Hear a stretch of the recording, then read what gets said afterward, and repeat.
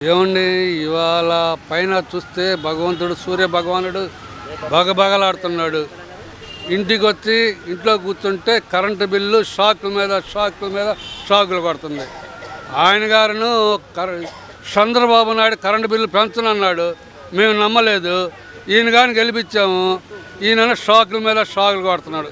ఇదిగో అండి current bill కడతామని వెళ్తే ఇవాళ రంజాన్ అట, షాపులు కౌంటర్ మూసేసినాడు. ఎంత వచ్చిందండి చూడండి, నాకు వచ్చింది కట్టాల్సింది మొత్తం మీద 1314 రూపాయలండి. ఎక్స్ట్రా 700 వేసాడు, దాదాపు 500 రూపాయలట. ట్రూ ఆఫ్ ఛార్జీలు అంట 222 రూపాయలు, పీటీఎఫ్ అంటే 62 రూపాయలంట. వాటి దినము వాటి శాతం ఇవన్నీ వేసుకొని సాగొట్టి చెవులు మొత్తున్నాడండి. ఏం సామాన్యులు, మా బతుకులు చిన్న బతుకులు మా బతుకులు ఆగం చేస్తున్నాడండి. ఎట్లా బతకాలి మేము? ఇకపోతే ఇవాళ పేపర్లో ఒకటి వచ్చిందండి, కొద్దిగా మాకు ఆందోళన కలిగిస్తుందండి. ఆర్బీఐ వాళ్ళు రిజర్వ్ బ్యాంక్ ఆఫ్ ఇండియా వాళ్ళకి పేపర్లకు వాళ్ళ స్టేట్మెంట్ ఇచ్చారు. మీ రాజధాని ఏదో చెప్పండి రా బాబు, మీ రాజధాని ఏది 3 రాజధానిలో 1 రాజధానిలో చెప్పండి. మీరు చెబితే మీకు మా జోనల్ ఆఫీస్ అక్కడ పెడతామంటున్నాడు ఆయన. ఆల్రెడీ అమరావతి రాజధాని అంటే అక్కడ 11 ఎకరాలు కొనుక్కున్నాడు, అది తీసినాడు. ఇప్పుడు మళ్ళీ వైజాగ్ అన్నాడు, వైజాగ్లో లేదు. ఇప్పుడు ఏం చేయాలి? మన రాజధాని ఏది? అమరావతి, కర్నూలు, వైజాగ్, లేదా 13 జిల్లాలకు 13 రాజధానుల? ఏదో అర్థం కాకుండా ఉంది. నిజంగా ప్రధానిగా ఓటర్ మహాశైలారా, ఓటర్ మహాశైలా మీకే చెప్తున్నా, మీ అస్తిత్వాన్ని మీరు కోల్పోతున్నారు. సిగ్గులేని రాజకీయ ప్రజాప్రతినిధులు ఓటు అడగడానికి మీ దగ్గరకు వస్తున్నారు. వాళ్ళని నెగ్గ తీసి అడగండి. ఒరే దరిద్రులారా, మా రాజధాని ఏది 3 రాజధానిలా 1 రాజధానిలా ఏదో ఒకటి తేల్చండి అని వాళ్ళని నెగ్గ తీసి అడగండి. మీ భవిష్యత్తు ఆగమైపోతుంది. మీకు ఎటువంటి పెట్టుబడులు రావు. ఒక రాజధాని లేదంటే ఎవడు పెట్టుబడి పెడతానికి రారు. కనుక ఇప్పటికైనా ఓటర్ మహాశైలారా, మీరే ముందు మావాడు మా కులవాడు మీరు ఆలోచించబాకండి. మీ తర్వాత తరం వాళ్ళు, మీ పిల్లలు వాళ్ళ గురించి ఆలోచించండి, భవిష్యత్తు ఆలోచించండి. మీకు ఒక్కసారి రాజధాని లేదంటే ఎంత దీనస్థితిలో ఉన్నామంటే 29 రాష్ట్రాలు, ప్రతి రాష్ట్రానికి రాజధాని ఉంది. ఏ రాజధాని లేని రాష్ట్రం అంటే మందే. ఆ దౌర్భాగ్యం మనలో ఉన్నాం. కనుక ఆలోచించమని చెప్తున్నాను. పెమ్మసాని చంద్రశేఖర్ ఆయన వచ్చాడు, ఏదో సేవ చేయాలని తపంతో వచ్చాడు. అయితే ఆయన గారు కూడా కొన్ని విషయాలు ఆయన దృష్టికి తీసుకెళ్దాం అనుకుంటున్నా. ఏం లేదండి, కొద్దిగా మోడీ గారితో చెప్పి ఉన్న ఈ అప్పుల మీద మారిటోరియం అంటే ఏగా దాదాపు 10 లక్షల చిల్లర చేస్తున్నాడు అప్పులు. వీటి మీద ప్రతి నెల దాదాపుగా 1 లక్ష రూపాయలు, 1,00,000 కోట్లు వడ్డీ కట్టాల్సి వచ్చింది. వాటిని కొద్దిగా ఒక 5 సంవత్సరాలు రిలాక్స్ ఇవ్వమని చాలు. అది ఒక్కటిస్తే కొద్దిగా రాబోయే ప్రభుత్వం కొద్దిగా ఊపిరి తీసుకుంటుంది.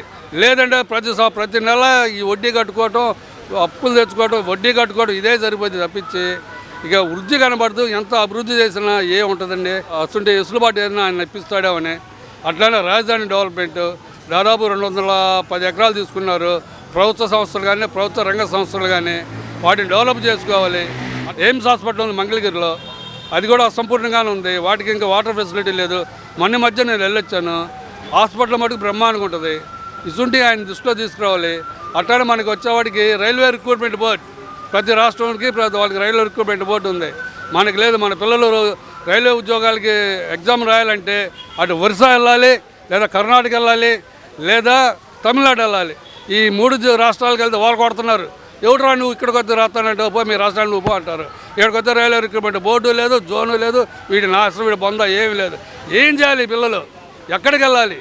పక్క తెలంగాణ వాళ్ళు నిన్న దాకా కలిసి ఉన్నాము, వాళ్ళు ఏదో చేస్తున్నారు. ఏం చేయాలి? రైల్వే రిక్రూట్మెంట్ బోర్డు లేదు, ఈ డిఎస్లు లేవు, జాబ్ క్యాలెండర్ అన్నాడు. ఏ జాబ్ క్యాలెండర్ అనేది రా బిడ్డకి వెళ్ళాక వాడిని రేపు పునాయి పంపుతున్నాను, వాడికి ఏదో కట్టుకోవాలి. ఇటువంటి పరిస్థితుల్లో ఆయన దృష్టి కూడా తీసుకెళ్తున్నాము. మరి చూడాలి ఎలా ఉంటుంది అనేది. ప్లస్ రాజధాని వల్ల చాలామంది సఫర్ అవుతున్నారు. అది అంతా కొన్ని పొలాలు కొనుక్కొని చాలామంది సఫర్ అవుతున్నారు రాజధాని వల్ల.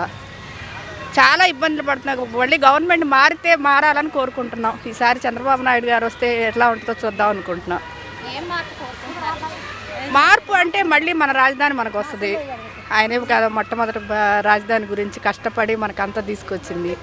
ఈయన వచ్చిన తర్వాత మళ్ళీ 5 రాజధానులు 5 స్టేట్లను పెట్టాడు.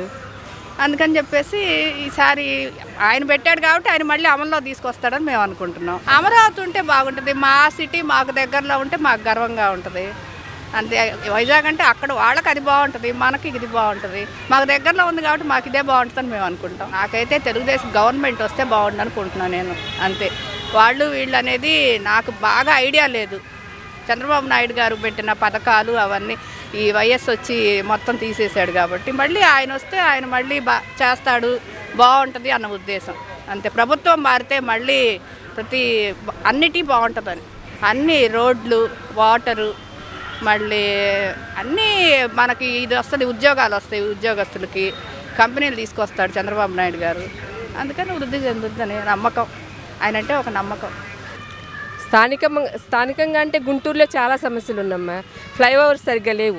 ఒక రైల్వే గేట్ దగ్గర ఒక ఫ్లైఓవరు, అరండాలపేట ఫ్లైఓవర్ బాగా పాతగా అయిపోయింది, ట్రాఫిక్ జామ్ అయిపోతుంది. అది ఇంకొంచెం పెద్దది వేయాలని, ఇంకా 2-3 ఫ్లైఓవర్ వేస్తే ట్రాఫిక్ కొంచెం కంట్రోల్లో ఉంటుందని మెయిన్ అది ఫ్లైఓవర్ గురించి. రోడ్లు అస్సలు బాగాలేదురా, ఎక్కడా బాగాలేదు. 2 వీలర్ వెళ్ళాలన్నా 4 వీలర్ చాలా ప్రాబ్లం అయిపోతుంది. అస్సలు రోడ్లు కానీ క్లీనింగ్ ఎక్కడ అసలు డెవలప్మెంట్ అనేది లేదు. అసలు ఆ సిస్టమే బాగాలేదు. ఇప్పుడున్న గవర్నమెంట్ సిస్టమ్ బాగాలేదనే ఇప్పుడు మేము కొత్త గవర్నమెంట్ మళ్ళీ మాకు తెలుగుదేశము ఏదో మంచి క్యాండిడేట్ రావాలని, మంచి లీడర్ కావాలని, ఆ లీడర్ ఉన్న సిస్టము, ఆయన చేసేటువంటి ఇవంటున్నారు కదా సంక్షేమ పథకాలు మంచిదే, కానీ అవి ఫ్యూచర్ జనరేషన్కి మంచిది కాదని మా ఒపీనియన్. అది ఆయన పొద్దునే కొంచెం ఇంటర్వ్యూ చూశానమ్మా టీవీలో అతనిది. కానీ అతను చెప్పటం కానీ, ఆయన మాట్లాడే పద్ధతి కానీ, ఆ సిన్సియారిటీ కానీ, ఆ ఫ్రాంక్నెస్ కానీ, ఆ చెప్పే విధానంలో క్లారిటీ కానీ ఉన్నది. అతను ఏంటి ఎలా పడితే అలా మాట్లాడేసి రూడ్గా మాట్లాడటం అలా లేదు. ఆ ఎడ్యుకేటెడ్ పీపుల్ ఉంటే ఎడ్యుకేటెడ్కి మనకి సిటీ ఎలా ఉండాలి అనేది అవగాహన ఉంటుంది. మామూలుగా ఎలాగోలా నేను వచ్చేయచ్చు పొలిటికల్గానే ఉంటే వాళ్ళ వే ఆఫ్ టాకింగ్, వాళ్ళ వే ఆఫ్ సిస్టమ్ కూడా వేరేలాగా ఉంటుంది. అందుకని ఆయన గురించి మాకు గుడ్ ఒపీనియనే. ఆయన ఆ క్యాండిడేట్ మన తెలుగుదేశం పార్టీ కాబట్టి తెలుగుదేశం లాంటిలో ఇలాంటి క్యాండిడేట్స్ ఉంటారని మా ఒపీనియన్. ఆ ప్రభుత్వమే రావాలని కోరుకుంటున్నాం.